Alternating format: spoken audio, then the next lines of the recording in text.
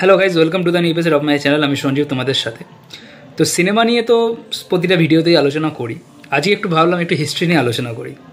Specially Chhaava release করার পর থেকে আমাদের দেশের সম্রাট, আমাদের দেশের বীর যোদ্ধাদের নিয়ে অনেক আলোচনা হচ্ছে।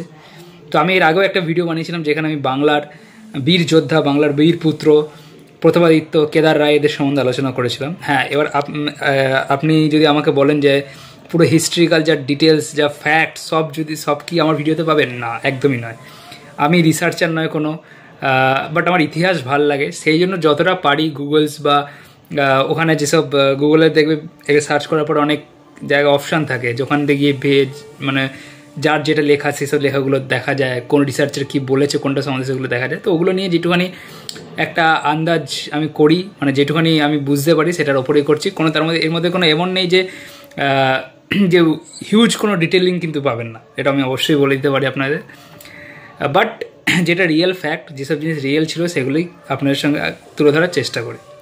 তো আপনাদের সবাইকে আমি এটাই রিকোয়েস্ট করবো যে এটা একটা হিস্ট্রিক্যাল ভিডিও হচ্ছে বলে যে আমি স্কিপ করে চলে যাই, এটা করবেন না। কারণ দেখুন, আমাদের দেশীয় কিংদের ওপরে খুব একটা কিন্তু হিস্ট্রি লেখা হয়নি। সেই মৌর্য সম্রাটরা, তারপরে গুপ্ত, তারপরে হর্ষা, তারপরে চলে এসছে রাজপুত, মারাঠা এবং মুসলিম যা রুলাররা ছিল তারা, ঠিক আছে, ইসলামিক রুলাররা। কিন্তু আমাদের বাংলার ইতিহাস নিয়ে কিন্তু আমরা বরাবর থেকেই কিন্তু অনেক অবহেলা দেখে এসেছি। বাঙালি ইতিহাস লেখে কোনোদিন খুব একটা জোর দেননি, ঠিক আছে। তো আমি আপনাদের রিকোয়েস্ট করবো ভিডিওটা দেখুন। খুব বড় হয়তো হবে না, হয়তো 8-10 মিনিটের ভিডিও হবে। যদি আপনাদের সময় হয় তো অবশ্যই দেখতে পারেন। আপনি অনেক কিছু জানতে পারবেন, অনেক কিছু মিনস বিষয়টার সম্বন্ধে জানতে পারবেন, এবং পরে গিয়ে আপনি নিজে রিসার্চ করে এগুলো দেখতে পারতে পারেন, গুগলে সার্চ করে বা বিভিন্ন জায়গা থেকে দেখতে পেতে পারেন।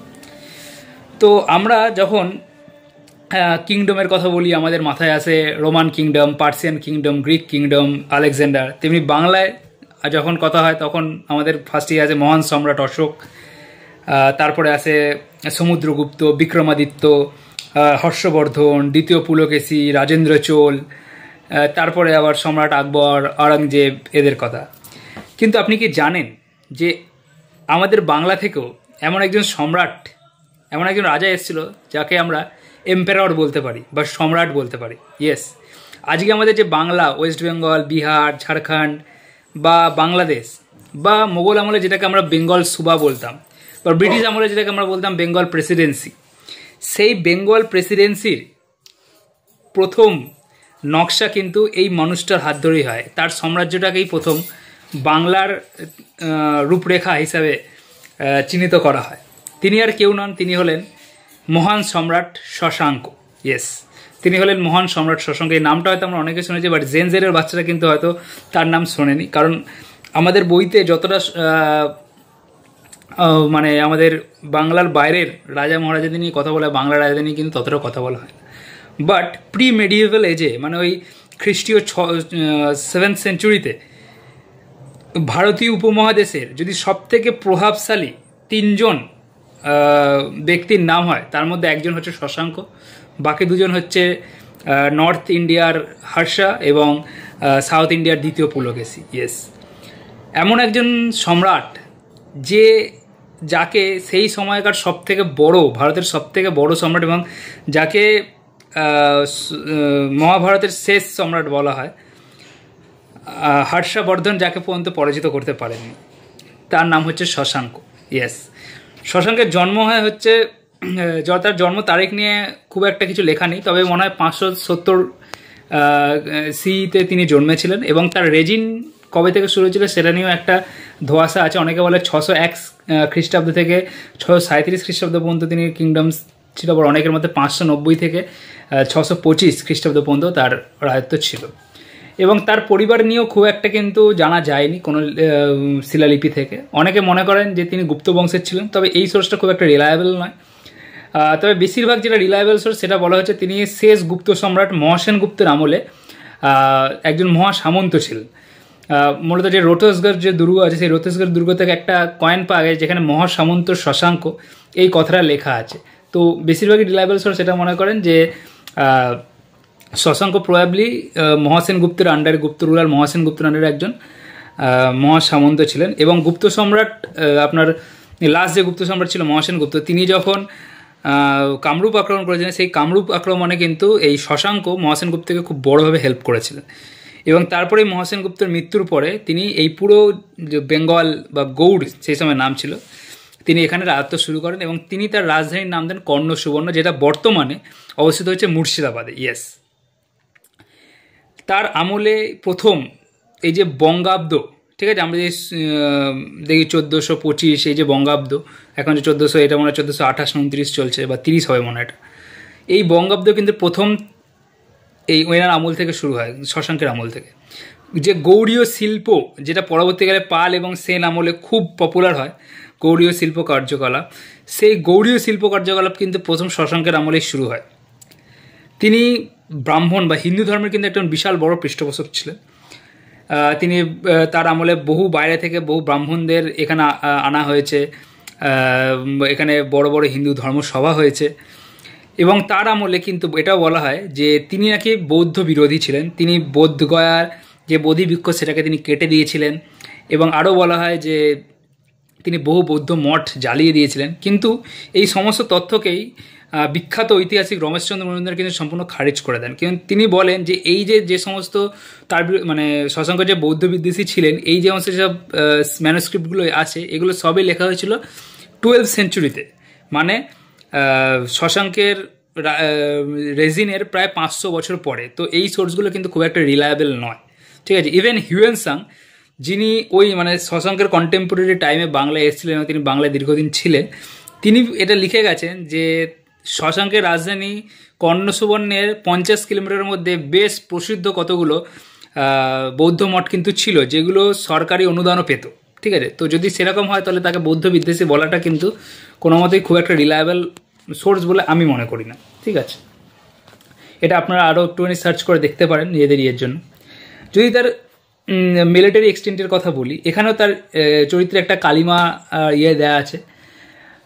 তিনি তার ফার্স্ট সবথেকে বড় যেটা মিলিটারি এক্সটেন্ট, সেটা হচ্ছে থানেশ্বরের পশুভূমিদের বিরুদ্ধে তার মিলিটারি মানে অভিযান, যুদ্ধ অভিযান। সেখানে তিনি প্রথম গুজরাটের রাজা মালবের রাজা দেবগুপ্তর সঙ্গে সন্ধি করে সেই সময়কার মৌখরী রাজা গ্রহবর্মনকে আক্রমণ করে এবং হত্যা করেন। এবং মৌখরী রাজ গ্রহবর্মন কিন্তু সেই সময় ছিল থানেশ্বরের রাজার কন্যা রাজশ্রীর, মানে আমাদের হর্ষবর্ধনের দিদি যিনি হন রাজশ্রীর কিন্তু স্বামী। তো স্বভাবতই গ্রহবর্মনের মৃত্যুর পরে রাজ্যবর্ধন মানে হর্ষবর্ধনের দাদা নিজের বোনকে উদ্ধারের জন্য এবং নিজের ভগ্নিপতির মৃত্যুর বদলা নেওয়ার জন্য আপনার মৌখরীতে তখন যে রাজত্ব করতেন দেবগুপ্ত, সেই দেবগুপ্তকে আক্রমণ করেন 10,000 অশ্বারোহী সৈন্যের সঙ্গে এবং দেবগুপ্তকে তিনি পরাজিত করেন। তারপরে শশাঙ্ক কিন্তু রাজ্যবর্ধনের বিরুদ্ধে যুদ্ধ করেন। যদিও এই যুদ্ধের প্রপার কি হয়েছিল সেটা কিন্তু কোথাও লেখা নেই, তবে হর্ষবর্ধনের যে সভাকবি এবং হর্ষবর্ধনের ছোটবেলার বন্ধু এবং বাণভট্ট, যিনি হর্ষচরিত লিখেছেন, তিনি বলেন যে একদিন শশাঙ্ক নাকি রাজ্যবর্ধনকে তার শিবিরে ডেকে পাঠান, আমন্ত্রণ জানান এবং সেখানে গুপ্তভাবে তাকে হত্যা করেন। এবং আর একজন হর্ষবর্ধনেরই আরেকজন সভাসদ তিনি লিখছেন যে রাজ্যবর্ধনকে শশাঙ্ক নিজের কন্যার সাথে রাজ্যবর্ধনের বিয়ে দিতে চেয়েছিলেন এবং সেই জন্য তিনি তাকে তার শিবিরে ডেকে পাঠান এবং সেখানে হত্যা করেন। তো আপনি দেখছেন যে হর্ষবর্ধনের যে দুজন সভাসদ, তাদের দুজনের লেখার মধ্যেই কিন্তু অনেক ডিফারেন্স আছে, ঠিক আছে। তো এবার দেখুন, আজকে যেটা আমরা বলি যে যখন কোনো পলিটিক্যাল পার্টি কোনো সিনেমাকে সাপোর্ট করে, কোনো ডিরেক্টর যখন কোনো পলিটিক্যাল পার্টিকে সাপোর্ট করে সিনেমা, মানে সেটা প্রোপাগ্যান্ডা বলি। তো আপনাদেরও এটা ধরে নিতে হবে বাণভট্ট, যিনি হর্ষবর্ধনের ছোটোবেলার বন্ধু, তার সহকবি, তার রচনাতে হর্ষবর্ধনের হয়ে বা থানেশ্বরের পশুভূতিদের হয়ে লেখা থাকবে, এটা কিন্তু অনেকটা স্বাভাবিক।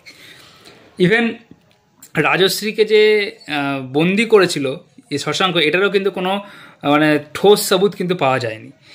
এবং কেন বলি আপনাকে যে এর আগে মানে এই অভিযানের আগে শশাঙ্ক কিন্তু কামরূপ অভিযান করেছিল, যেটা খুবই সাকসেসফুল ছিল, ঠিক আছে। এবং কামরূপ অভিযানের পরে কামরূপ রাজা পরাজিত হওয়ার পরে কামরূপের যে দুজন যুবরাজ ছিল তারা দুজন কিন্তু তার হাতে বন্দী হন, কিন্তু শশাঙ্ক কিন্তু দুজনকে সসম্মানে তাদের রাজ্যে ফিরিয়ে দেন এবং ওই মানে করদ রাজ্য যেটা বলে সেই করদ রাজ্যে পরিণত করেন এবং তাদের সম্পূর্ণ রাজ্য ফিরিয়ে দেন উপযুক্ত করের বিনিময়ে, ঠিক আছে। তো স্বভাবতই যে রাজশ্রীকে তিনি আটকে রাখবেন, মহিলাকে আটকে রাখবেন, সেটা কিন্তু খুব একটা রিলায়েবল সোর্স বলে আমি মনে করি না।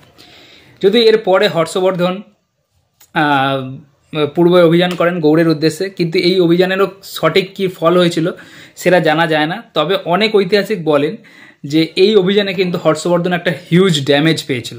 মানে হর্ষবর্ধন সেই সময়কার দুজন যে কন্টেম্পোরারি তার সুপার পাওয়ার ছিল, সাউথে দ্বিতীয় পুলকেশী, যেখানে তিনি পরাজিত হয়েছিলেন, এবং ইস্টেও তার অভিযান কিন্তু সফল হয়নি।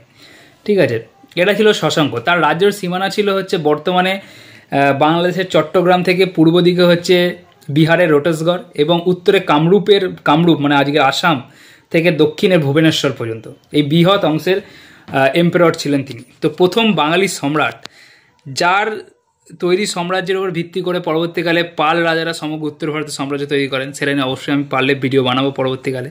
ধর্মপাল, দেবপাল, তার পরবর্তীকালে সেন রাজারা আসেন, এবং তার পরবর্তীকালে তো আফগানরা বাংলায় আসে, তৈরি হয়। তো এই যে বাংলা, আসল বাংলার রূপরেখা, সেই বাংলার রূপরেখা কিন্তু তৈরি করেছিলেন মহান সম্রাট শশাঙ্ক, বাংলা মায়ের বীর সন্তান শশাঙ্ক, যিনি সেই সময়কার আমি বললাম যেটা ভারতীয় উপমহাদেশের top 3 most influence, most powerful লোকের মধ্যে কিন্তু একজন ছিলেন শশাঙ্ক।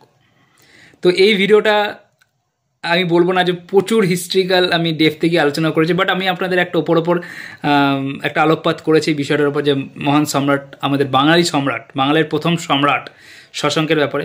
এবং আপনাদের একটা জিনিস বলে রাখি, এই যে প্রথম গৌড় বা বাংলা সাম্রাজ্য, এর আগে কিন্তু বাংলায় কোনো ওরমভাবে আলাদা কিছু ছিল না। এর আগে বাংলার মধ্যে অঙ্গ, মগধ, চম্পা, কামরূপ, কোচবিহার এরকম অনেক ছোট ছোট ছিল, কিন্তু ফার্স্ট আমাদের শশাঙ্কই কিন্তু প্রথম এই পুরো সব জায়গাগুলোকে একটা করে এনে একটা সাম্রাজ্য তৈরি করে, যেটা নাম হচ্ছে গৌড় সাম্রাজ্য সে সময় বলা হতো। পরবর্তীকালে এটাই বাংলায় রূপ নেয়। তো আপনাদের এই ভিডিওটা কেমন লাগলো আপনারা জানাতে পারেন, এবং অবশ্যই ভালো লাগলে আপনারা নিজেরা শশাঙ্ক সম্বন্ধে আরও রিসার্চ করুন, কারণ বাঙালিরা অবশ্যই নিজেদের ইতিহাস সম্বন্ধে অনেকটা অবহেলা করে নিজের ইতিহাস নিয়ে। সেই জন্যই বাঙালির ইতিহাস যতটা মারাঠিদের ইতিহাস, যতটা শিবাজির ইতিহাস, সম্ভাজির ইতিহাস প্যান ইন্ডিয়া লেভেলে পপুলার, বাঙালিদের ইতিহাস কিন্তু প্যান ইন্ডিয়া লেভেলে ততটা পপুলার নয়। তো আমার ভিডিওর চেষ্টা এটাই ছিল যে যতটা সম্ভব আমাদের বাঙালির সম্রাট, প্রথম বাঙালি সম্রাটকে নিয়ে আলোচনা করার। তো ভিডিওটা ভালো থাকলে অবশ্যই লাইক করে দেবেন, চ্যানেলটা সাবস্ক্রাইব করে দেবেন। Thank you.